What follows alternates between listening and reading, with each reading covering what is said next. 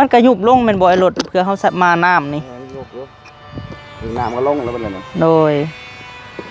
พอดีแล้วค่ะมีไฟก็ไล่น้ำขุ่นมันออกเนาะไล่น้ำไล่ยังไงมันใสเลยโดยนะมีสูงเติบอยู่ได้เนาะเพื่ออนาคตกะหลอกกะโลพี่น้องเอ้ยอ้ายแต่พื้นขึ้นเทิงนี่ประมาณจักเม็ด3 เมตรถ่วนเลยว่าซื้อไว้ว่ามียังแน่ตัวว่าเฮาสิขึ้นหลังคาพี่น้องเอ้ยขึ้นโครงหลังคานี่แหละเพื่อว่าเฮามีเงินแหละเฮาสิได้ซื้อถูกเพราะว่าสิให้อ้ายเพิ่นไล่เบิ่งว่ามันสิตกเท่าใดหั่นน่ะเนาะว่าเฮาหลังคานี่หั่นอ้ายพอสิอันเดาคร่าวๆได้อยู่บ่เพราะว่ามันสิตกถูกประมาณเท่าไหร่หั่นนะรวมทั้งหมดทั้งมวลนะเฉพาะอลูซิ่งอลูซิ่งมันก็ตกมันสิตกอยู่26,000 27,000ตายเด้ไม่เชล่าเฮาอีกไงโดยไอ้ชาวบ้านก็7,000 8,000แล้วนี่ก็ประมาณอยู่4 ตับแหละ4 ตับโดยเบื้องนึงได้สิโครงเล็กค่ะนะโครงเล็กเลยสมมุติว่าเฮาซื้อมาไว้เทื่อละหน่อยนี่ก็ได้อยู่บ่เล็กนะก็ได้อยู่ถ้านอนเผาได้ซื้อมาทิ่มมาก็มันก็บ่จักได้แล้วนอนหั่นแหละโดยเล็กนี่หั่นไอ้ไรข้าวๆไว้เฮานี่รู้ประมาณเท่าไรหั่นนะโดยเล็กก็ตกอยู่17,000 18,000แล้วเล็กนี่ได้โดยโอ้ประมาณ17,000 18,000เนาะกะสินักทางอลูซิ่งนากรค่าสร้างทั้งหมดทั้งมวลที่ว่าเฮาจะเฮ็ดหลังคานี่ประมาณเท่าไรหั่นนะโดยตัวนี้ก็ตกอยู่15,000อันนี้รุดแล้วบ่นี่ฮะโดยว่ารุดให้แล้วบ่15,000นี่แหละแม่นแต่ได้ก็รุดอีกก็14,000ได้อยู่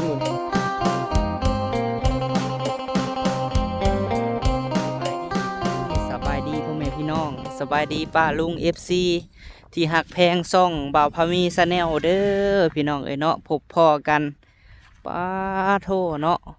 ลักไฟโซลาร์เซลล์พี่น้องเอ้ยมีทุกจุดทุกซอยเนาะดินจัดสรรตามใจพี่น้องเอ้ยแถวหมู่บ้านของบ่าวพามีนี่แหละพี่น้องเอ้ยเนาะบ้านเมตุคำมี1 จุด 2 จุด 3 จุดพี่น้องเอ้ยมีครบทุกซอยเนาะพี่น้องเอ้ย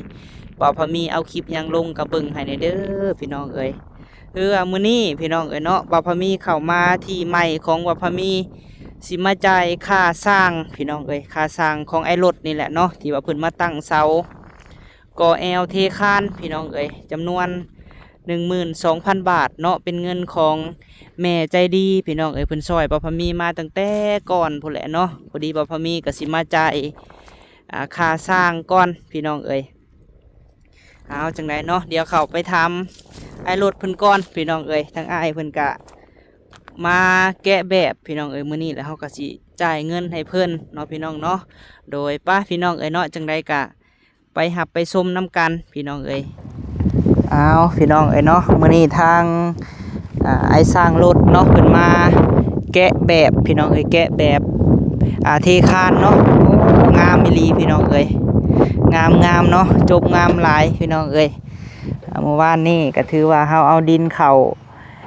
ทางนอกนี่แม่น8 รถพี่น้องเอ้ยในส่วนที่ว่าทางในเนาะแม่น17 รถพี่น้องเอ้ยเนาะโดยมื้อนี้เฮาก็สิเข้าไปถามอ้ายเพิ่นเนาะพี่น้องเนาะคือว่ามื้อนี้ก็ปิดจ็อบงานตั้งเสาก่อแอลเทคานเนาะสิจ่ายเงินให้อ้ายรถพี่น้องเอ้ยก่อนอื่นเฮามาทักทายแม่ตู้ก่อนเป็นไข่พี่น้องเอ้ยมามื้อนั้นก็ได้สบายดีเด้อแม่ตู้เด้อโดยเป็นจังได๋ไข่ฮะไข่แน่แล้วให้ไข่แน่แล้วโอ้ยกินยาแล้วบอกกันอยู่เฮือนเพิ่นเฮ็ดหัวพี่น้องเอ้ยหลักเฮ็ดหัวหลักกองทานเมื่อรถเป็นไข่พี่น้องเอ้ยมื้อนั้นหั่นเนาะแล้วกินยาไข่แน่บ่ไข่แน่แล้วเช่าแล้วลูกเป็นเช่าแล้วอ๋ออันนี้ก็อยากมาทำความสะอาดพี่น้องเอ้ยก็เลยว่าพามาแน่เนาะมาเปิดหูเปิดตาเนาะอยู่เฮือนแล้วมันก็เซ็งบ่เป็นโรคซึมเศร้ามีแต่ลมอ่ำหมดโดยอยู่พี่เป็นจังไดอากาศลงลูกสิได้เฮือนใหม่กำลังเฮ็ดเฮือนดีใจบ่ดีใจแล้วลูกให้คะแนนจักเปอร์เซ็นต์ 100%โอ้ ถูกก็ให้แม่ในอายุมันคนยืน โด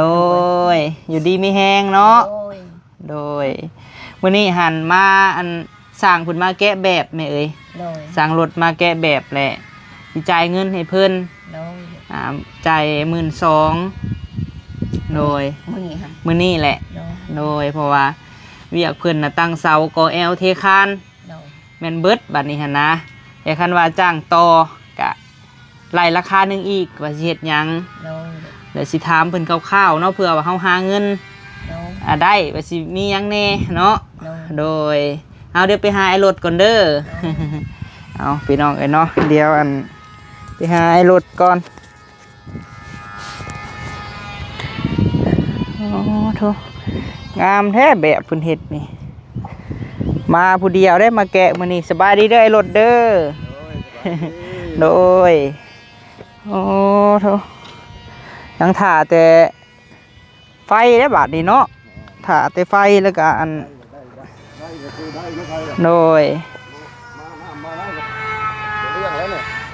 เนี่ยคานเรียบร้อยพี่น้องไอ้ทั้งทึงโอ้มีงานไปต่อแล้วนี่เนาะ ไปที่เราจะไปมุ่งหลังคาให้ลานก่อน โอ้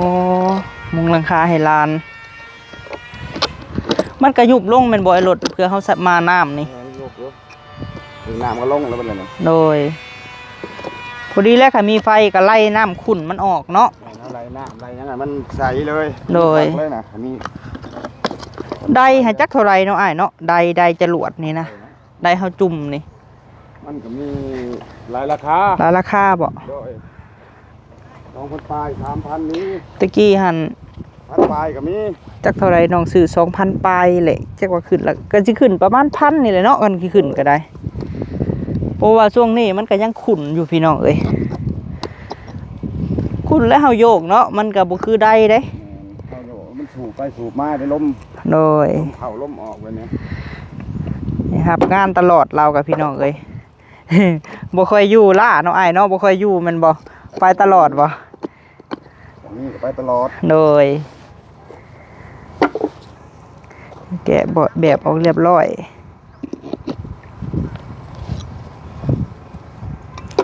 สูงเติบอยู่ได้นี่เนาะเพื่ออนาคตกะหลอกกะโลพี่น้องเอ้ยอ้ายแต่พื้นขึ้นถึงนี่ประมาณจักเม็ด 3 เมตร 3 เม็ดถ่วนเลยบ่ โดย โอ้พอดี2ห้องนอนพี่น้องเอ้ยอันนั้นก็เป็นห้องโถงใหญ่เลยนี่ฮะเป็นระเบียงทางหน้าเนาะห้องนี้จักเม็ดคูณจักเม็ดเนี่ยรถ 3 คูณ 3 เมตร 50 3คูณ คูณ 3 เมตร 50 โอ้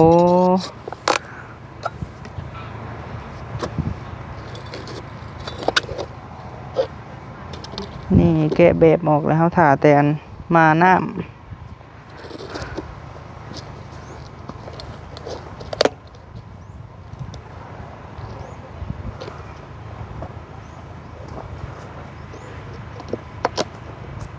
แห้งแล้วปูนเขียวแล้ววันนี้ค่ะ หือ ปูนเขียวบอหรือปูนแดง คุณแดง โอ้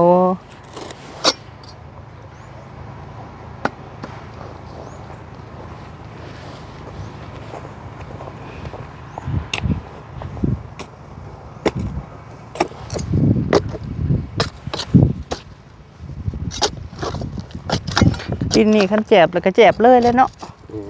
ถึงหน้ามันเจ็บเลยนี่ โดยมันคือสมมติว่าบันหน้านี่เฮาปูพื้นนี่เฮาสิเอาดินนี่เลยบ่อ้ายหรือว่าต้องเอาทรายโปกอีกบ่ เอาซ้ายมาปลูกมาปรับอีก โอ้ เอาปรับหาระดับเด้อ โดย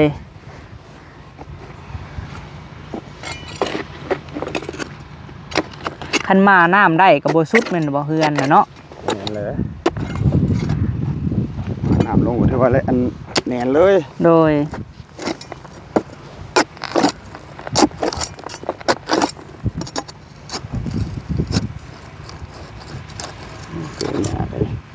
มันลงลึกเนาะ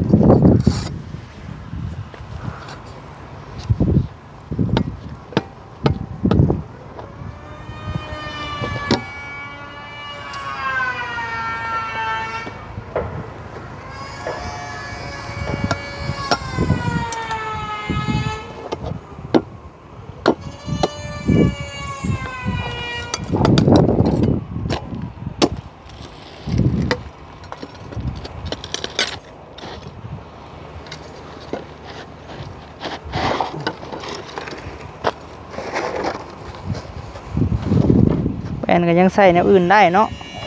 เดี๋ยวเราสิเก็บไว้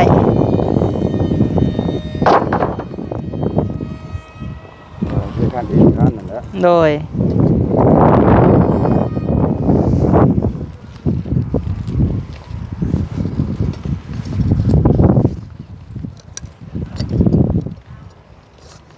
ไฟมันได้ไฟล่ะ ฮะ ไฟ ไฟนี่บอกไฟตอนนี้ยังถ่ากงเตอร์ มือได้มันบ่ได้บอกบ่ได้มือได้ คือว่าไปถามมือก่อนนั่นว่าทิชิมาว่ะตะกี้ก็ฟ้าวเลยเนาะแน่ว่าอยากได้ไว้ว่ะมาถามมือหันว่าวันจันทร์ว่ะมื้อนี้ฟังเบิ่ง เอามืออีก แม่น กันวิจารณ์หนาเนาะ พวกคันเข้ามานี่เขาก็ใส่กงเตอร์ไว้บ่ได้หึงได้นี่แม่นบ่ แล้วไฟเดี๋ยวเพิ่นลงเลยได้ไฟเนี่ยมันบอก ลงแล้วไปถ่ายกงเตอร์ มีแล้วไฟมันบอก แม่น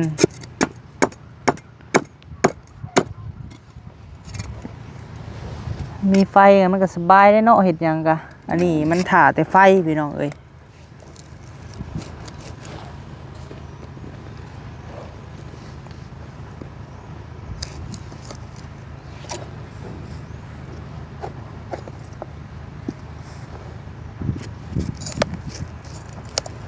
ผู้ดีแล้วเนาะโปมน้ำขุ่นๆนะมา ไหลตั้งดูดแต่มันบ่ใสขึ้นมา แม่น มาเลยเนี่ย มือ2 มือนี่จักว่าสิอันนั้นเนาะไอ้รถคือสิใส่ดอกเนาะคันเฮาอันมันเปิดมันก็คือสิใส่คักอยู่เฮาว่า มันมีใดแล้ว โดย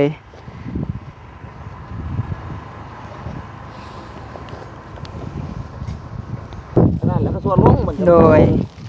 เอามาอีกแล้วก็ส่วนลงมือค้านบาดนี่ โดย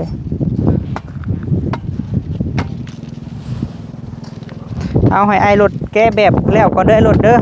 แล้วสิมีแนวถามเพิ่นอยู่พี่น้องเอ้ยเอาเนาะก็ถือว่ามีทางพ่อวงกับแม่เล่นพี่น้องเอ้ยเพิ่นอยู่ทางรัฐวอชิงตันเนาะทางต่างประเทศพุ่นแหละเพิ่นได้ฝากเงินให้บ่าวพามี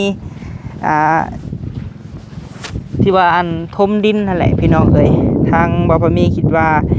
ตอนนี้เฮาก็อันเรื่องทมดินเนาะมันก็ทำนี่ก็ถือว่าอันนั้นแล้วพี่น้องเอ้ยมันก็สูงเติบแล้วเนาะพ่อกับแม่ซอยมาบ่าวพามีสิซื้อเสาเนาะพี่น้องเนาะซื้อเสามาจาก3เสาพี่น้องเอ้ยเพราะว่าคันว่าเฮาสิซื้อแนวอื่นมันก็เบิดพี่น้องเอ้ยคันสิซื้ออยู่ซื้อกินเนาะมันก็ได้อิ่มอยู่ดอกอิ่มท้องก็ได้แต่ก็คันว่าเฮาซื้อเสาไว้พี่น้องเอ้ยมันก็สิได้เฮือนครัวเนาะอันนี้หั่นเทินว่าสร้างเพิ่นได้มาเฮ็ดแล้วเฮาก็สิบ่พอมีสิซื้อมา3เสาพี่น้องเอ้ยมาทางหลังนี่ใส่ทางหลังเฮือนครัวห้องน้ำเนาะเพราะว่าก็ยังเข้าป่าอยู่พี่น้องเอ้ยช่วงนี้ก็บ่เป็นหยังเนาะมีแต่ว่าอันที่ถามอ้ายเพิ่นว่าเสานี่เสา3ต้นนี่เฮาฮู้แล้วพี่น้องเอ้ยมีแต่ว่าที่ถามเพิ่นว่าจักเม็ดเนาะเพราะว่าเฮือนครัวกับห้องน้ำพี่น้องเอ้ยเนาะห้องน้ำอยู่ในนั่นแหละพี่น้องเอ้ยเนาะแล้วก็ต่อเฮือนครัวออกมาแล้วก็สิถามอ้ายเพิ่นเรื่องถามคร่าวๆนะพี่น้องสมมุติว่าเฮาอยากซื้อเก็บไว้เนาะหรือว่าเฮามีเท่าไรเฮาก็ซื้อไว้ว่ามีหยังแน่ตัวว่าเฮาสิขึ้นหลังคาพี่น้องเอ้ยขึ้นโครงหลังคานี่แหละเพื่อว่าเฮามีเงินแหละเฮาสิได้ซื้อถูกเพราะว่าสิให้อ้ายเพิ่นไล่เบิ่งว่ามันสิตกเท่าไรหั่นน่ะเนาะพอเฮาฮู้คร่าวๆไว้เฮาก็จดไว้พี่น้องเอ้ยถ้าเฮาอันได้เล็กๆน้อยๆเฮาก็สิซื้อโฮมไว้หั่นนะเนาะความคิดบ่พอมีนะครับถ้าให้ได้ล้านนี่คือสิบ่ได้ดอกพี่น้องเอ้ยเพราะว่ามันก็คือสิหลายแน่นอนเฮาว่าแล้วก็สิถามอ้ายเพิ่นคร่าวๆเบิ่งว่าสิประมาณเท่าใดเนาะทั้งหมดทั้งมวลถ้าเฮาจะมุงหลังคาหั่นนะเพราะว่าเฮาต้องให้สร้างประเมินเบิ่งพี่น้องเอ้ยไล่เบิ่งเพื่อเฮาสิซื้อสมมุติว่าเฮาสิซื้อไว้เทื่อแผ่น2แผ่นเนาะบ่พอมีคิดว่าหั่นนะโดยเดี๋ยวให้อ้ายเพิ่นแกะแบบแล้วก่อนพี่น้องเอ้ยเฮาจังสิถามเพิ่นและจ่ายเงินให้เพิ่นน้องเอ้ยเนาะอ้ายเพิ่นแกะแบบออกมาแล้วเนาะตะนางอันของอันพี่น้องของสาวแหลมน้อยพี่น้องเอ้ยดินเพิ่นนี่แหละทางหน้าผู้เพิ่นมาฝากไว้นางซื้อน้ำเจ้าของดินจัดสรรตามใจนี่แหละเนาะค คนออกมาอยู่เบิดแล้วพี่น้องเอ้ยโซลาร์เซลล์นี่มีทุกจุดเลยนี่ก็1 2 3 4ทางเขตหน้าบ้านบ่พมีนี่เนาะหน้าดินใหม่นี่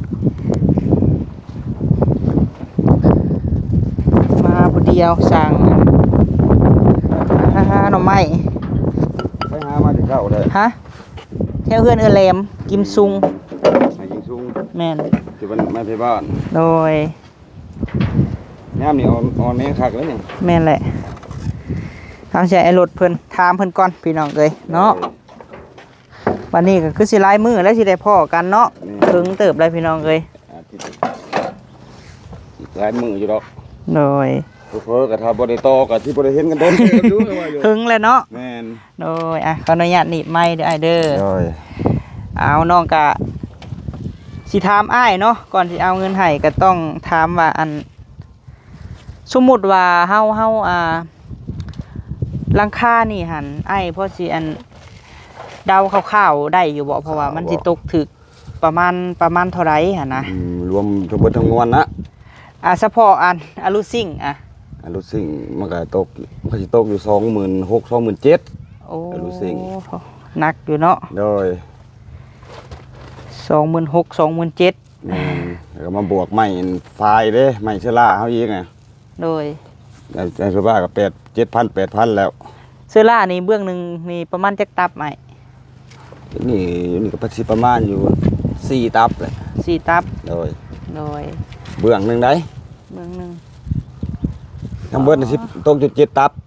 บนะแต่บ่ได้ไล่ปลาล้มน่ะคือว่าเฮาเอาอีกแผ่นหนึงมาเฮ็ดแบบนี้นะ โดย เอาตัวนาเฮ็ดครับตัวปลาล้มมันนะ เนาะ แล้วน้องก็จะคู่อ้ายเอ้ย โดยบัดนี้หั่นน้องนะว่าสิโครงเล็กค่ะนะโครงเล็กเลย สมมุติว่าเฮาซื้อมาไว้เทื่อละหน่อยนี่ก็ได้อยู่บ่เล็กนะ ก็ได้อยู่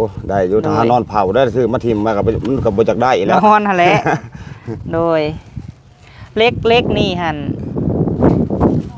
อ้ายไล่คร่าวๆไว้เฮานี่รู้ประมาณเท่าไหร่หั่นนะ โดยเด็กก็ตกอยู่17,000 18,000แล้ว เล็กนี่ได้ โดย โอ้ประมาณ17,000 18,000เนาะกะสินักทางอันอลูซิ่ง แล้วสิ่งมันนากร อลูซิ่งแล้วก็เล็กเสื้อล่าเนาะ ไม่เชล่า โดยคันสิเว้าเฮือนนี่กันนักชุดก็คือหลังคาบ่อ้าย แม่นถ้าว่าวินหลังคาถือว่าเบาไปส่วนหนึงแล้วนี่ โดยบัดนี้นะอ้ายอยากถามว่าค่าสร้างทั้งหมดทั้งมวลที่ว่าเฮาจะเฮ็ดหลังคานี่ประมาณเท่าใดหั่นนะ โดยตัวนี้ก็ตกอยู่15,000 15,000อันนี้รุดแล้วบ่นี่ฮะ โดย โดยว่ารุดให้แล้วบ่15,000นี่น่ะ แม่นแต่ได้ก็รุดอีกก็14,000ได้อยู่ โอ้ 14,000ก็ได้แบบว่ากันเองนะ ทางซอยเนาะ โดยต่างซอยกัน นั่นแหละเฮาก็มีแต่ว่าคันว่าน้องได้เงินได้คือเฮาไปซื้อเล็กแบบเทื่อละโต2โตคันบ่ฮู้หยังเฮาสิถามเจ้า โดยก็ได้คือกันแบบนี้ โดยแล้วก็เพื่อว่าสมมุติว่าคันเฮาพอฟาเซอร่าอันตับหนึงไล่เบิ่งละ4ตับซะเนาะอันข้างนั้นข้างนี้ให้แม่นบ่ โดย เพราะว่าสิได้ซื้อถือกันน่ะอ้ายเพราะว่าคันเฮาซื้อเฮาก็สิโฮมไว้หันนะเพราะว่าคันบ่ถามสร้างก็สิบ่ฮู้เนาะว่าเฮาสิซื้อหยังแน่หั่นนะ โดย เล็กนี่สิประมาณ10,000ปลายเนาะจะเว้าเนาะ โดย อ๋อแต่เซอร่านี่ประมาณ 20,000ปลายผู้พี่น้องเอ้ยแล้วมันก็ตามขนาดบ่อ้าย แม่นตามมันขนาดตามความหนาเด้ โอ้พอมีตู้ค้ำนี่75,000ต่อเม็ด 75,000 โดย 100 บาท ร้อยประมาณ120นี่แหละ 110 120เนาะ โดย คือว่าอะไรเนาะก็อดทนไปเนาะอ้ายเนาะเฮ็ดจังไดเพื่อสิเป็นเฮือนหลังหนึง เฮาก็ยังดีใจได้ที่ว่าได้ซำนี้ เป็นหูพางเลยนี่ โดย เป็นหูเป็นหางกันมาเลยเวียดแถวอันนั้นมีแห้งสู่ไปอีกน้อยหนึงอีก โดย วันนี้หันอยู่ขั้นตอนระหว่างมาดินเนาะ โดย มาดินเนียงไว้เอาสุดแหละพี่น้องเอ้ยเก็บโคมเอาก่อนบัดนี้หู้แล้วค่าสร้าง15,000อลูซิ่งประมาณ20,000ปลายเล็กอีกประมาณ10,000กว่าบ่จะว่านะ โดย โอ้หักเล็กกับไม้นี่ไม้บ่อ้ายสิแพงกว่า ไม่นะ โอ้คือให้มีตู้ค้ำ18ล้าน17ล้านปลาย โ ที่เจละมันเกือบ30,000แล้วเนาะ เรื่องมันก็ต่อบ่ได้ใหม่เนาะต่อมันก็บ่งาม ต่อบ่ได้หนึ่งไม้กับไม้กับบ่เละมันบ่ซื้อคือเล็กเขาเด้ โดย เล็กเขามันก็ถือว่ามันได้สเปคโลดเฮ็ดนะคือไม้มันกงมันนั่นน่ะก็แล้วจะดัดบ่ได้ โดยเล็กนี่เรียกว่าเสื่อมจอดเอาเนาะ โดย อ๋อเอาสาพี่น้องเอ้ยฮู้แล้วบัดนี้ดูว่านักอยู่เนาะเอาสิใจาย นักนวงขนองใน นักหน่วงทะนองในอยู่อ่ะอ้ายเอ้ยเฮาสิจ่ายค่าสร้างให้อ้ายเนาะจำนวน 12,000 นับเบิ่งดูห่าโดย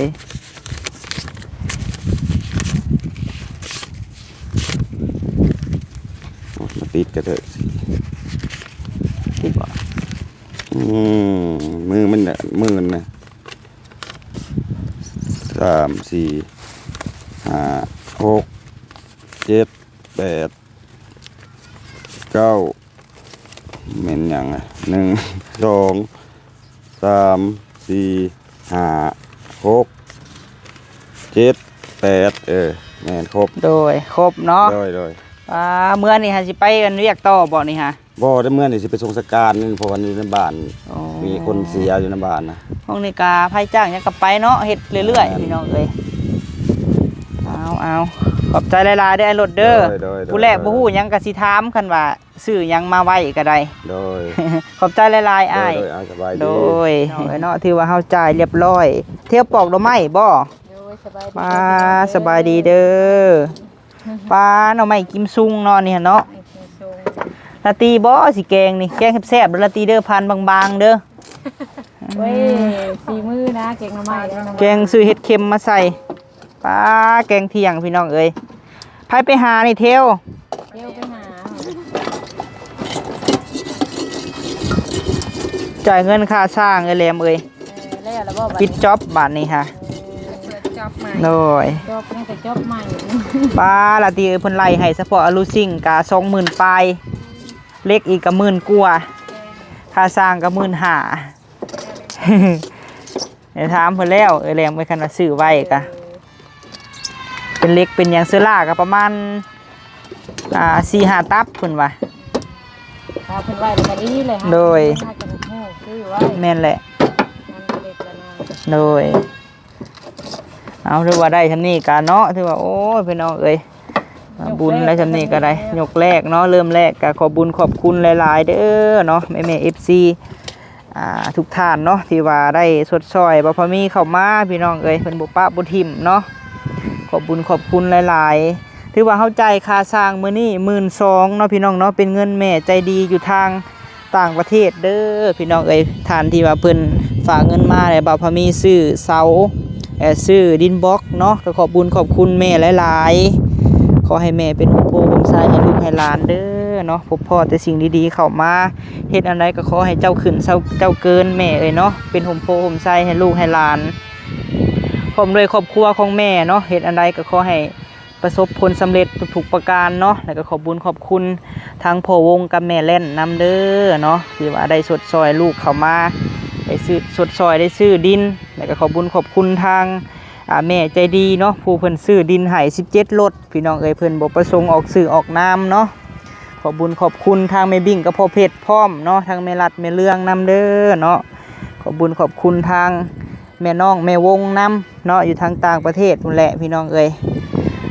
ลืมบ่ได้กะสุขุสุคนพี่น้องเอ้ยที่เพิ่นให้กำลังใจขอให้เป็นกำลังใจให้บ่าวพามีเนาะบ่ฮู้ว่าความฝันอันนี้พี่น้องเอ้ยสิเป็นจริงหรือบ่กะเอามาเบิ่งนำกันกะสิพยายามเนาะอดออมรอมริดพี่น้องเอ้ยซ้ำเหือซ้ำแห้งเฮาเฮ็ดได้แหละ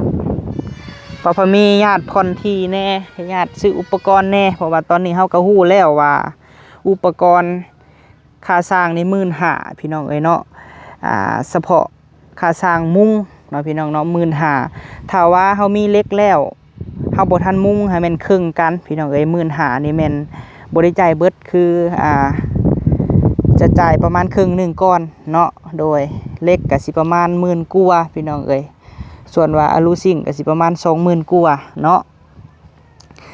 พอมีก็ฮู้แล้วพี่น้องไอ้ทำรายละเอียดนำสร้างเนาะเฮาก็สิ ซื้อไว้ทีละหน่อยพี่น้องเอ้ยได้สำไรก็ซื้อสำนั่นดีกว่าเฮาบ่ได้ซื้อหยังเลยเนาะแต่เงินพ่อวงกับแม่เล่นอยู่น้ำเบาพอมีตอนนี้พี่น้องเอ้ยที่ว่าพ่อกับแม่ฝากมาให้ยังเหลือเบาพอมีหาสิซื้อเสาพี่น้องเอ้ยซื้อเสา3เสามาไว้เนาะมาต่อเฮ็ดเทือนครัวพี่น้องเอ้ยถ้าเฮาซื้อแนวกินมันก็สิได้อิ่มชั่วคราวพี่น้องเนาะแต่ว่าซื้อลิ้นเฮาซื้อบ่มีผลประโยชน์หยังบ่พอมีก็สิบ่ซื้อได้พี่น้องเอ้ยเนาะเอาจังไดก็ขอบคุณสุหม่องสุบอนเด้อเนาะทุกกำลังแห่งใจที่มอบให้บ่พอมีเนาะไปสำหรับคลิปนี้พี่น้องเอ้ยพุ่นแหละเนาะไปหามีตู้คำก่อนบาดนี้เวียกงานเฮาสำเร็จแล้วพี่น้องเอ้ยโดยไปฝากกดไลค์กดแชร์เด้อพี่น้องสำหรับคลิปนี้สบายดี